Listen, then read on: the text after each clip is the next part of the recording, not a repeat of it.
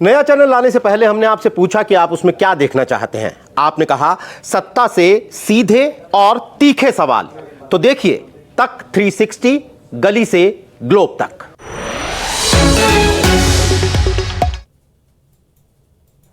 नमस्कार दोस्तों, मुद्दे की बात में आपका स्वागत है। उत्तर प्रदेश की योगी कैबिनेट में नए चेहरों की एंट्री होने जा रही है। 2027 के विधानसभा चुनाव से पहले दरअसल भाजपा हर जाति, हर इलाके के सामाजिक संतुलन टाइट कर लेना चाहती है।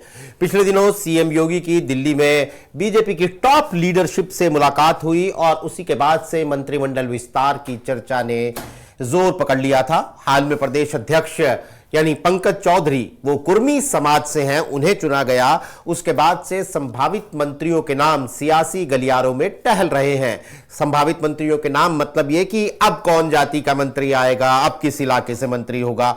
जाट, गुज्जर, ब्राह्मण, ओबीसी तमाम नेताओं पर, तमाम बिरादरियों के नेताओं पर कयास लग रहे हैं। अखिलेश यादव के हिट पीडीए फॉर्मूले की काट ढूंढने के लिए बात तो डी से डेप्यूटी सीएम की भी हो रही है, लेकिन जो दिख रहा है वो ये कि भाजपा के लिए इस बार मंत्रिमंडल विस्तार में बैलेंस बनाना आसान नहीं होगा। पूरी इस राजनीतिक घटनाक्रम पर, अहम राजनीतिक घटनाक्रम पर चर्चा के लिए हमारे साथ मौजूद है आजतक.in के एसोसिएट एडिटर कबूल अहमद। कबूल भाई, पहला जो सवाल है, शुरुआत जो है बुनियादी सवाल से ही करते हैं कि कब हो सकता है मंत्रिमंडल विस्तार। देखिए नीरज भाई, सबसे बड़ी बात है कैबिनेट विस्तार कब हो सकता है। अगर देखा जाए तो सबसे बड़ी जो अड़चन थी वो ये थी कि मकर संक्रांति तक नहीं हो सकता था, क्योंकि शुभ काम नहीं किए जा सकते थे। खरमास का महीना चल रहा था, लेकिन आज खरमास का महीना कल तक नहीं, शुभ काम किए तो जा सकते हैं, लेकिन एक हिंदू मान्यता है कि नहीं किए जा सकते हैं। बहुत लोग करते भी हैं शुभ काम। करते हैं, लेकिन भारतीय जनता पार्टी जो है वो तमाम अहम काम, देखिए कि रहा है भाजपा के राष्ट्रीय अध्यक्ष का कार्यकाल रहा हो, इसीलिए उत्तर प्रदेश के अध्यक्ष का चुनाव खरमास लगने से ठीक 2 दिन पहले कर लिया गया। यहां तक कि राष्ट्रीय कार्यकारी अध्यक्ष का चुनाव भी खरमास लगने से 1 दिन पहले कर लिया गया नीरज भाई। इस लिहाज से मैं कह रहा था कि खरमास खत्म हो गया है। मकर संक्रांति के आज शुभकामनाएं भी पीएम मोदी से लेकर भारतीय जनता पार्टी के तमाम नेताओं ने दे दिया। अब उत्तरार्ध हो गया है, तो निश्चित तौर पर अगर उत्तरार्ध हुआ है तो कैबिनेट के भी विस्तार की संभावनाएं बढ़ गई हैं। तो नीरज, मुझे लग रहा है कि 20 जनवरी तक कैबिनेट विस्तार में कभी भी हो सकता है, क्योंकि 20 जनवरी को भाजपा के राष्ट्रीय अध्यक्ष का चुनाव है। ऐसे में राष्ट्रीय अध्यक्ष के चुनाव होते ही 2-4 दिन में कैबिनेट विस्तार की भी जो है चीजें कवायद शुरू हो जाएंगी।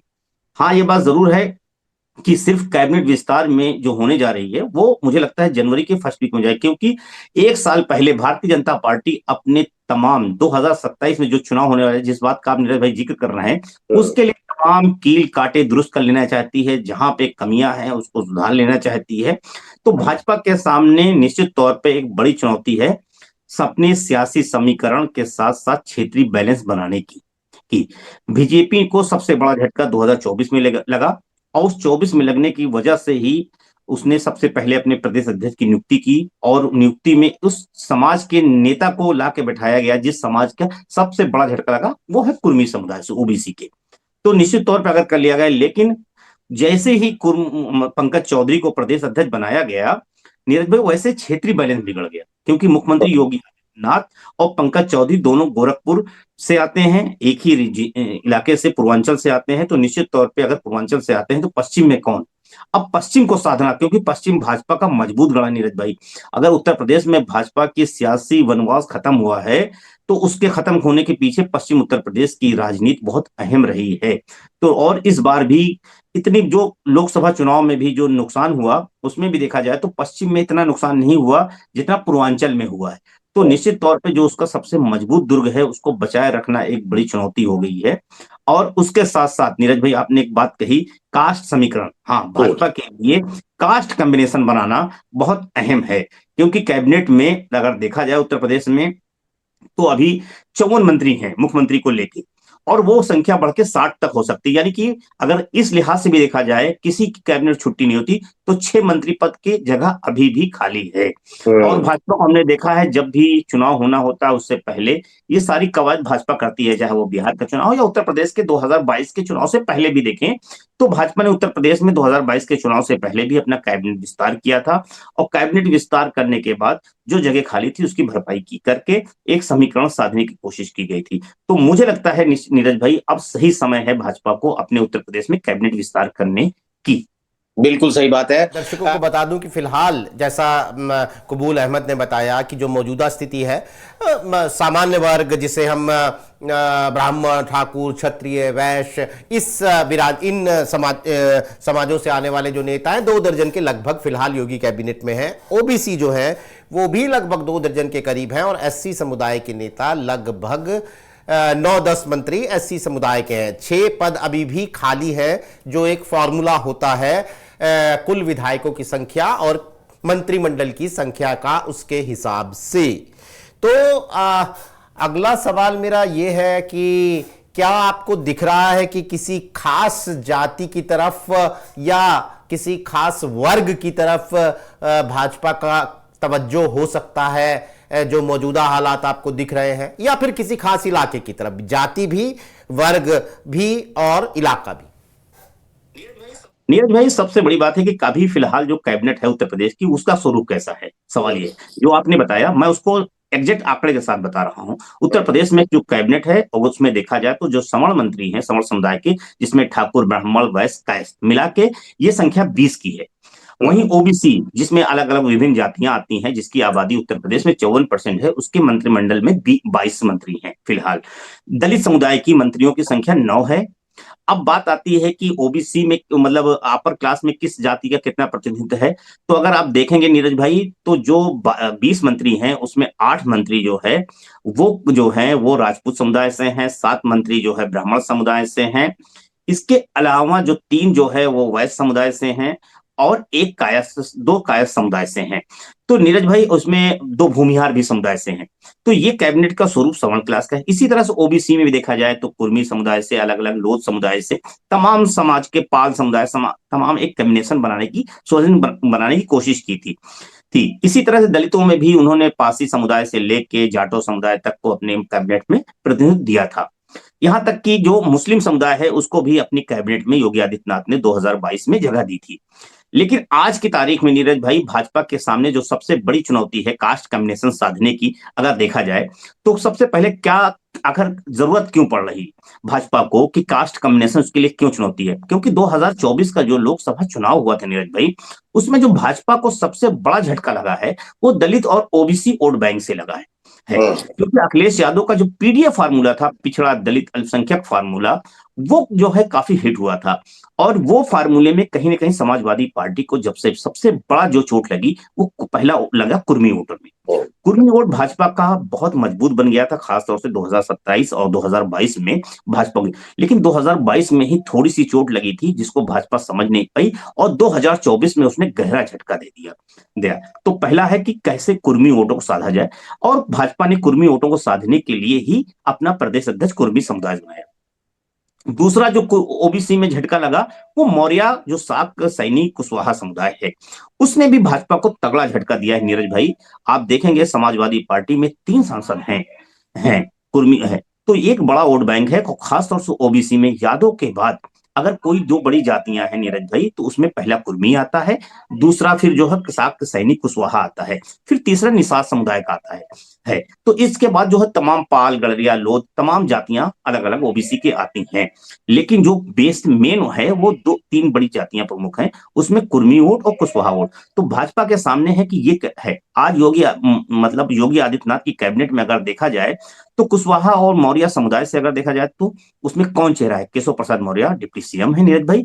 इसके अलावा दूसरा कौन देखा जाए तो एक सैनी समुदाय से मंत्री है, इसके अलावा नहीं है। तो निश्चित तौर पे जो साक सैनी कुशवाहा समुदाय है उसको निश्चित तौर पे उसके प्रतिनिधित्व देने की जरूरत उस भाजपा को है, और वो वोट बैंक भाजपा को झटका दिया। दूसरा है कुर्मी समुदाय। कुर्मी समुदाय से निश्चित तौर पे कई मंत्री हैं सरकार में, लेकिन कुर्मी समुदाय की राजनीतिक महत्वाकांक्षा भी बहुत ज्यादा है। तो वो कहीं ना कहीं एक तरह से कुर्मी को साधने की बड़ी चुनौती है। कुर्मी भाजपा के पास कुर्मियों का इतने बड़े नेता के तौर पे कई नेता हैं, लेकिन कोई कुर्मी समुदाय को साथ कर नहीं जा पाता, क्योंकि कुर्मी जो समुदाय है उसके अंदर सजाती प्रेम होता है। और 2022 के चुनाव 2024 के लोकसभा चुनाव में अखिलेश यादव ने इस नब्ज को पकड़ा और इस नब्ज को कैच कराने की कोशिश की। इसीलिए उन्होंने अपने जो परंपरागत वोटर हैं, अपने समुदाय हैं, उनके थोड़ा सा टिकटों में कटौती की और ओबीसी में कुर्मी और कुशवाहा समुदाय को प्रतिनिधित्व देके दिया और वो फार्मूला हिट रहा। तो भाजपा के सामने सबसे बड़ी बात है कि वो जो ओबीसी वोट बैंक उसका छिटका है उसको साधने की है। तीसरी चीज जो है वो आती है खासतौर से दलित समुदाय का, जो संविधान आरक्षण के मुद्दे पे वोट खिसका है समाजवादी भारतीय जनता पार्टी का। तो वो कैसे हो? भाजपा ने 9 जो है दलित नेता बनाए हैं, लेकिन उत्तर प्रदेश में अगर बात की जाए कि भाजपा का दलित चेहरा कौन है नीरज भाई, तो वो चेहरा तलाश में नहीं आता है। समाज में को एक मैसेज होता है उसका लीडर कौन है। भाजपा ने अलग अलग पॉकेट से अलग अलग नेता तैयार तो जरूर किए हैं, लेकिन कोई उत्तर प्रदेश के परिदृश्य में ऐसा नहीं दिखता है जिसके चेहरे को आगे करके भाजपा ये बता सके कि ये हमारा चेहरा है। तो है, आप लोकसभा 2022 के विधानसभा में बेबी रानी मौर्य का बहुत नाम सुनोगे, जो हालांकि वो अपने नाम के साथ मौर्य लगाती हैं, लेकिन वो जाटो समुदाय से हैं, आगरा से आते हैं नीरज भाई। तो वो बड़ा लगा था कि एक दलित है उनको बड़ा दिया जाएगा, लेकिन नहीं। लेकिन संविधान आरक्षण के मुद्दे पे वोट बैंक में झटका लगा है, तो कहीं ना कहीं दलित वोट भी है। अब बात आती है सवर्णों में। सवर्ण में खास तौर से अगर देखा जाए तो आज की तारीख में ब्राह्मण, ठाकुर, वैश्य, कायस्थ ये भाजपा का कोर वोट बैंक बना हुआ है। पिछले दिनों हमने देखा कि ब्राह्मण समुदाय के अंदर थोड़ी सी राजनीतिक बेचैनी जरूर दिखी है, लेकिन अब बेचैनी जो है वो क्या है? हालांकि उनको देखा जाए तो कैबिनेट में 7 से 8 मंत्री नीरज भाई हैं, उनकी बड़ी संख्या है। अगर मतलब कैबिनेट राज मिला के, वहीं अगर हम देखते हैं ठाकुर समुदाय का संख्या में 8 मंत्री जरूर हैं योगी सरकार में, लेकिन कैबिनेट में योगी आदित्यनाथ और जयवीर सिंह को छोड़कर बाकी जो भी मंत्री हैं वो राज्य हैं या फिर स्वतंत्र प्रभार उनके पास जिम्मेदारी। कैबिनेट में अब तक के इतिहास में नीरज भाई, उत्तर प्रदेश के इतिहास में ये पहली बार है कि ठाकुर समुदाय के मंत्रियों की संख्या इतनी कम है नीरज भाई। लेकिन क्योंकि मुख्यमंत्री योगी आदित्यनाथ भी ठाकुर समुदाय से आते हैं, तो मुझे लगता है कि वो तो अभी तो जो फिलहाल दिख रहा है सामाजिक समीकरण साधने की, वो ठाकुरों में तो बेचैनी नहीं है, क्योंकि उनको लग रहा है मुख्यमंत्री योगी आदित्यनाथ ठाकुर हैं तो उसके जरिए वो भरपाई हो जाएगी। लेकिन ब्राह्मणों के अंदर बेचैनी दिख रही है। हालांकि ब्रजेश पाठक डिप्टी सीएम है नीरज भाई, इसके बावजूद उनको लग रहा है कि उनकी राजनीतिक भागीदारी जो है उतनी नहीं है हैसियत पे। तो मुझे लगता है कि जो पिछले दिनों उत्तर प्रदेश की राजनीति में ब्राह्मणों की बेचैनी दिखी, उसको देखते हुए भाजपा अगर फिलहाल कैबिनेट के विस्तार करती है, अगर 6 जो खाली नियुक्तियां करती है, तो उसमें भी एक ब्राह्मण चेहरा को जरूर जगह मिलनी तय है एक चीज। दूसरी चीज ये है कि अब आती है बात खासतौर से तीसरी जो जात की, वो है जाट समुदाय के। अभी तक ये था कि उत्तर प्रदेश में बीजेपी के अध्यक्ष भूपेंद्र सिंह चौधरी थे, तो मुझे लगता है कि उसके जरिए जाटों को एक प्रतिनिधित्व था। इससे पहले वो योगी आदित्यनाथ कैबिनेट में मंत्री थे। लेकिन मुझे लगता है अब फिलहाल जाटो समुदाय को भी जाट समुदाय को भी साधने की एक चुनौती जो है कहीं ना कहीं भाजपा के सामने खड़ी। हालांकि आरएलडी के साथ गठबंधन करके वो जाति अपना कॉम्बिनेशन बनाने की कोशिश की है, लेकिन इसके बावजूद भाजपा कभी भी किसी के बैसाखी के सहारे भरोसे नहीं रहती, वो आत्मनिर्भर भी बनना चाहती है। तो मुझे लगता है कि इसको देखते हुए कहीं ना कहीं उनको होगी। दूसरी चीज है कि ओबीसी में जो गैर यादव ओबीसी है उस पे भी भाजपा का बहुत फोकस है नीरज भाई। अगर उस लिहाज से देखा जाए तो मुझे लगता है कि पाल समुदाय के से और निषाद समुदाय, ये 2 बहुत अहम वोटर हैं, इनको भी तवज्जो भाजपा को देने की जरूरत है। ये बात हो गई कास्ट समीकरण की। अब बात है तीसरा जो सबसे बड़ी चीज है क्षेत्रीय बैलेंस की। बैलेंस में अगर नीरज भाई हम देखते हैं तो पश्चिम में पूरा जो है वो जगह खाली है उस, और आज की तारीख में भाजपा के सत्ता और संगठन दोनों का नेतृत्व कहीं ना कहीं पश्चिम पूर्वांचल में है। अब देखेंगे प्रधानमंत्री नरेंद्र मोदी बनारस से सांसद हैं, प्रदेश के प्रधानमंत्री हैं। राजनाथ सिंह लखनऊ से सांसद हैं, रहने वाले पूर्वांचल से हैं, रक्षा मंत्री हैं। तो और कैबिनेट, अगर उत्तर प्रदेश कैबिनेट की हम बात करें तो प्रमुख चेहरे पे आप देखेंगे तो ब्रजेश पाठक लखनऊ से विधायक हैं, हरदोई से आते हैं, लेकिन उनका जो है वो सेंट्रल लखनऊ से हैं, तो वहां से वो डिप्टी सीएम है। योगी आदित्यनाथ को मैं बता चुका हूँ। केशव प्रसाद मौर्य प्रयागराज से आते हैं, जो पूर्वांचल और सेंट्रल यूपी के बीच का पॉइंट है। तो वहां से आते हैं। तो इस वक्त सत्ता और संगठन का जो पूरा प्रभाव दिखता है वो लखनऊ से उस पार, लखनऊ से लेकर गोरखपुर तक के बीच का दिखता है। और लखनऊ से जब आप इधर आते हैं गाजियाबाद की तरफ को, नोएडा तक आते हैं, तो उतना प्रभुत्व सरकार में नहीं दिखता है। तो कहीं ना कहीं पश्चिम उत्तर प्रदेश और से लेके रुहेलखंड, बुंदेलखंड, इसके अलावा अब ब्रज का क्षेत्र जो भाजपा का मजबूत गढ़ हुआ करता था, वो कहीं ना कहीं साधने की चुनौती है। क्योंकि 2022 में आप देखेंगे नीरज भाई, तो उसमें ब्रज में बहुत तगड़ा झटका लगा है। भाजपा जो है 2 से 3 सीटें ही जीत पाई है किसी तरह से ब्रज में थे। इसके अलावा कानपुर मंडल में भी भाजपा को झटका लगा है। नहीं, ये बताइए कि सहयोगियों में लॉटरी लगेगी क्या?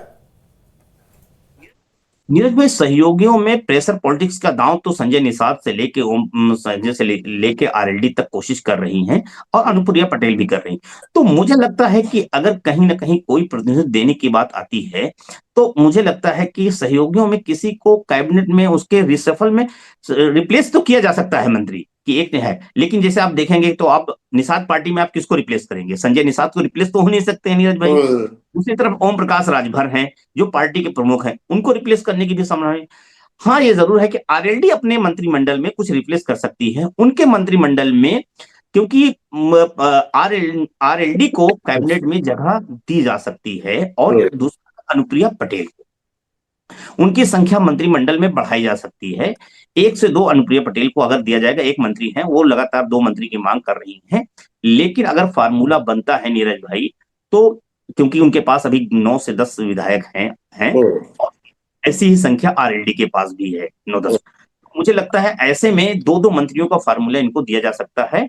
लेकिन मुझे लगता है क्योंकि उसमें प्रमोशन करके अगर इनको कैबिनेट दिया जाता है, तो राज्य मंत्री के तौर पर इनकी नियुक्तियां उनको एक और पद मिल दे सकते हैं। क्योंकि भाजपा ये बात समझ रही है कि 2027 में का चुनाव भाजपा के लिए कितना अहम है नीरज भाई। उसके लिए वो अपने, अगर थोड़ा सा जहर का घूंट भी पीना पड़ा से है, तो पीने के लिए मुझे लगता है तैयार हो जाएगी। क्योंकि भाजपा के लिए 2027 की चुनावी जंग कहीं मंत्रिमंडल से बहुत ज्यादा है नीरज भाई।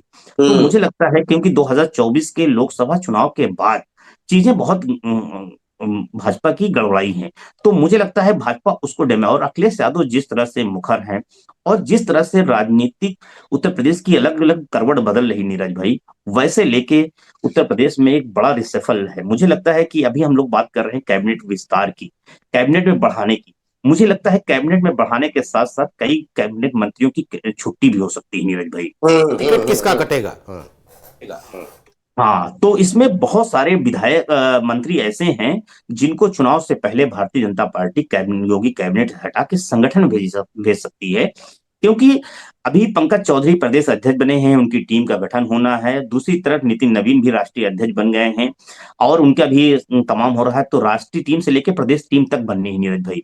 और चुनाव से पहले भाजपा अपने तमाम संगठन के कई नेताओं को मंत्रिमंडल से हटा के कैबिनेट और वो संगठन में लाने की भूमिका अदा कर सकती है। ऐसे लाने का कदम उठाएगी। मुझे लगता है नीरज भाई कई ऐसे चेहरे हैं, और खास तौर से वो नेता जिनका परफॉर्मेंस खराब रहा है, उनको दे सकती है।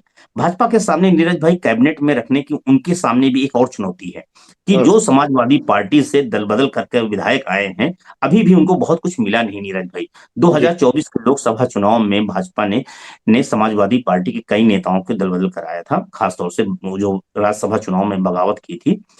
लेकिन अभी तक उनको कैबिनेट में वो सब इंतजार में बैठे हैं, पूजा पाल से लेके। अखिलेश यादव हम पार्टी से निकाल दे रहे हैं, फ्री कर दे रहे हैं, जाइए मंत्री बन जाइए, कर दे रहे हैं, जाइए मंत्री बन जाइए। हाँ, तो वो नेता हैं जो अभी वेट एंड वॉच के इंतजार में हैं, वेटिंग में हैं कि उनको कैबिनेट में एक जगह मिलती कि नहीं। लेकिन उनके सामने सबसे बड़ी बात चुनौती है ये नीरज भाई कि अगर उनको लाते हैं तो किसकी कैबिनेट छुट्टी करते हैं। उदाहरण के तौर पर अगर हम बात करें रायबरेली की, अगर मनोज पांडे को कैबिनेट में लाया जाता है तो क्या एक ही जिले से 2 मंत्री होंगे, दोनों क्या अपर क्लास के होंगे? तो मुझे लगता है कि अगर मनोज पांडे को जगह मिलती है तो दिनेश प्रताप सिंह की कैबिनेट से छुट्टी होगी। एक दूसरी बात, अगर राकेश प्रताप सिंह आते हैं नीरज भाई, राकेश प्रताप सिंह अमेठी से हैं, आते हैं तो मैंकेश स्वर्ण सिंह, दोनों ठाकुर समुदाय से, क्या 2 ठाकुर समुदाय एक ही जिले से मंत्री बना सकते हैं? मुझे लगता है नहीं, एक और की छुट्टी होगी। इसी तरह से आप अगर देखें पूजा पाल आती हैं कहां से? कौशाम्बी से। वहीं से केशव प्रसाद मौर्य हैं जो डिप्टी सीएम हैं। इसके अलावा नंदी हैं, वहीं से मंत्री हैं। तो क्या ऐसे में पूजा पाल को भी कैबिनेट रखे कि एक ही जिले को ज्यादा प्रतिनिधि दिया जा सकता है नीरज भाई। मुझे लगता है कि ये भी चीजें भाजपा के सामने चुनौती खड़ी है। दूसरी बात है अभय सिंह। अभय सिंह अयोध्या से आते हैं, हालांकि उनकी छवि बाहुबली की है, तो मुझे लगता है कैबिनेट में उनको जगह नहीं मिलेगी। उनको टिकट से और जो फिलहाल जेट पे सिक्योरिटी है उसी से संतोष करना होगा। लेकिन भाजपा के सामने निश्चित तौर पे जो आपने अभी इससे पहले एक बहुत बड़ी बात कही थी कि सहयोगी दलों में किसको जगह दी जाए। अगर वो अनुप्रिया पटेल और जयंत चौधरी को जगह देते हैं तो मुझे लगता है कि संजय निषाद और दूसरे जो ओम प्रकाश राजभर हैं वो फिर खामोश नहीं बैठेंगे। वो अपनी मांग को लेकर बगावती तेवर जो है, संजय निषाद लगातार अपने बागी तेवर लगातार दिखा रहे हैं। पिछले 6-7 महीने से आप देखें तो उनके तेवर जिस तरह से हैं, तमाम कई बार वो धमकियां दे चुके हैं, छुट्टी गए हैं, क्योंकि वो समझ रहे हैं कि भाजपा की कमजोरी क्या है। भाजपा की कमजोरी 2024 के चुनाव के बाद से जो इनके तेवर बदले सहयोगी के, तो वो और मांग बढ़ सकती है। तो मुझे लगता है कि अगर वो देना होगा तो सबको देंगे, या फिर एक एक मंत्री से ही सबको संतोष करना पड़ेगा। भाजपा आत्मनिर्भर बनेगी, बैसाखी के सहारे बहुत जंग नहीं लड़ना चाहेगी, और ऐसे में वो सिर्फ अपने लोगों को तवज्जो देके अपने समीकरण को बेहतर करने की कोशिश करेगी। बात है। नहीं, अच्छा, एक सवाल और है, क्या कोट अनकोट डी से डिप्टी सीएम भी बनेगा क्या तीसरा? नीरज भाई, बातचीत हो रही है कि क्या डिप्टी सीएम बनाया जाए, तो दो अभी खासतौर पर देखा जाए तो योगी आदित्यनाथ सरकार में एक ओबीसी डिप्टी सीएम है, एक अपर क्लास से ब्राह्मण समुदाय से आने वाले ब्रजेश पाठक है। तो भारतीय जनता पार्टी यही 2017 का फार्मूला था। 2017 में जब पहली बार भाजपा की सरकार बनी दोबारा से आके सत्ता में, तो उस वक्त अगर योगी आदित्यनाथ को मुख्यमंत्री बनाया गया तो केशव प्रसाद मौर्य को डिप्टी सीएम बनाया गया और दिनेश शर्मा को जो है डिप्टी सीएम बनाया गया। एक ब्राह्मण एक ओबीसी केमिस्ट्री के साथ भाजपा चली थी और ये वो चल रही थी। लेकिन 2024 के लोकसभा चुनाव के बाद नीरज भाई, चीजें बहुत बदल गई हैं। हमने कहा ना अभी पहले कि भाजपा के सामने क्या चुनौतियां। भाजपा के सामने सबसे बड़ी चुनौती है कि जो वोट भाजपा ने हिंदुत्व के नाम पे दलित और ओबीसी को एक छतरी के नीचे ला के खड़ा किया था, एक बेहतरीन अम्ब्रेला सोशल इंजीनियरिंग का बनाया था, वो कहीं ना कहीं बिगड़ गया है। उसमें ओबीसी वोट छिटका है और दूसरा जो छुटका है वो दलित वोट छिटका है भाजपा का। खासतौर से दलितों में पासी वोट नीरज भाई बहुत तेजी से भाजपा का खिसका है। तो वो जो ये दो वोट है, तो मुझे लगता है कि अगर डिप्टी सीएम बनाने की बात आती है तो अगर केशव प्रसाद मौर्य जस का तस कैबिनेट में बने रहते हैं तो मुझे लगता है कि ओबीसी के प्रतिनिधित्व के तौर पे केशव प्रसाद मौर्य हो जाएंगे। ब्राह्मण डिप्टी सीएम के साथ भाजपा कोई छेड़छाड़ नहीं करेगी नीरज भाई। अगर ब्रजेश पाठक को हटाती तो किसी दूसरे ब्राह्मण को मुख्यमंत्री बनाने की कवायद की जाएगी। इससे अलावा कोई और मुझे फिलहाल फेरबदल नहीं दिखता है। हाँ, अब बात आती है कि अगर तीसरा बनेगा तो कौन बनेगा, तो मुझे लगता है तीसरा अगर डिप्टी सीएम नीरज भाई बनेगा तो वो दलित समुदाय से कोई हो सकता है। ये बात कही जा रही है, खासतौर से जब से प्रदेश अध्यक्ष की नियुक्ति हुई है उसके बाद ही से बात कही जा रही है कि उत्तर प्रदेश में भाजपा कैसे भाजपा सियासी प्रयोग के लिए नीरज भाई जानी जाती है। भाजपा तमाम प्रयोग करती है। आप देखेंगे गुजरात में पूरी पूरी कैबिनेट बदल देना, हटा देना, मुख्यमंत्रियों को बदल देना, बड़े कोई भी इतने बड़े बड़े ताकतवर नेताओं को भाजपा 1 मिनट में छुट्टी कर देती है नीरज भाई। तो मुझे लगता है कि निश्चित तौर पर उत्तर प्रदेश का चुनाव भाजपा के लिए बहुत अहम है। खास तौर से भाजपा के नहीं, आरएसएस के लिए भी अहम है। उत्तर प्रदेश के लिए भाजपा ने बहुत 15 साल तक इंतजार किया है और भाजपा तब उत्तर प्रदेश में आ पाई जब वो केंद्र की सत्ता में आई है, और आई है तो उत्तर प्रदेश में अब वो अपनी जड़ें उसी तरह जमा लेना चाहती है जैसे भाजपा ने गुजरात में अपनी जमा रखी है। तो उसी कवायद के तहत उत्तर प्रदेश में, क्योंकि भाजपा का जो कोर एजेंडा है वो गुजरात में नीरज भाई कभी नहीं रहा है, वो उसके 3 कोर एजेंडा उत्तर प्रदेश में है। आरएसएस के जो एजेंडे थे वो उत्तर प्रदेश में है, चाहे वो अयोध्या हो, मथुरा हो, काशी हो, वो उत्तर प्रदेश में रहे। उत्तर प्रदेश जो है मंडल पॉलिटिक्स, ओबीसी पॉलिटिक्स की राजनीतिक प्रयोगशाला रही है। अब भाजपा जो है वो बिहार की तरह ही, मतलब उत्तर प्रदेश गुजरात की तरह ही उत्तर प्रदेश में अपनी जड़ें जमाए रखना चाहती है। इसीलिए भाजपा ने 2017 में मुख्यमंत्री के चयन में ऐसे चेहरे को नियुक्त किया जो सोशल इंजीनियरिंग के साथ हिंदुत्व की प्रयोगशाला पे भी खरा उतरे।